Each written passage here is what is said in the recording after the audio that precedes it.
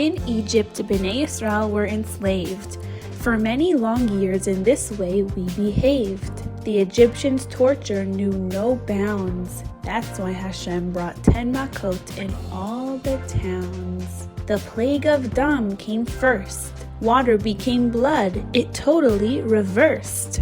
The Egyptians had no water to drink. Hashem paid them for their cruelty. That was the link.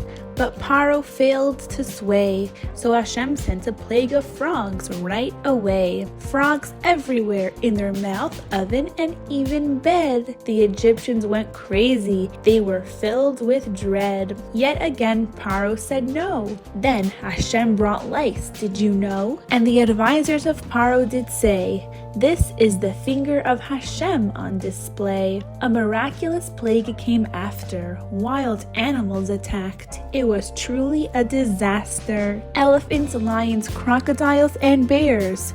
From the forest to the jungle and the sea to the desert, all were in tears. This time too, Paro refused, so Makat Dever came without haste.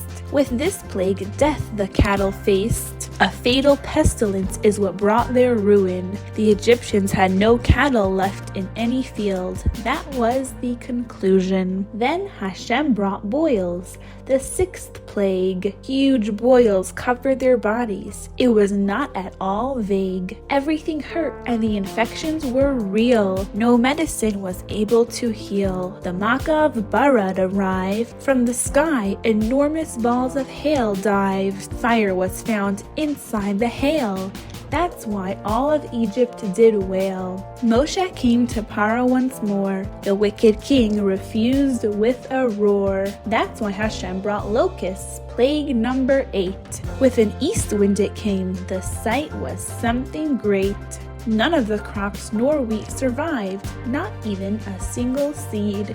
At last Paro admitted to his chutzpahdik deed. Then to Hashem Moshe prayed, and back to the Yam Suf the wind swayed. Wait, that's not the end, because Paro still didn't allow us to ascend. Moshe lifted his hand to the sky, and pitch black darkness filled Egypt. This you couldn't deny. It was darkness that you could feel. The Jews were able to find the Egyptians' treasure. It was a great deal. At last, Makkah Bechorot appeared. The last of the 10 plagues neared. At midnight, all the Egyptian firstborns died, and all of Egypt wept and cried. Finally, Paro surrendered and quickly sent us away. He kicked us out immediately. He didn't let us delay. The Jews' dough had no time to rise. That's why we eat matzah on Pesach. How wise. 3 days later, Paro had a change of heart. He wanted back his slaves, but this idea was not smart. When Bnei Israel reached the water's shore, the Egyptians' horses were ready for war. The mighty Hashem split the sea. He made wonders and miracles to an awesome degree. We saw the Egyptians chasing us, and when we looked back, they were gone without a fuss.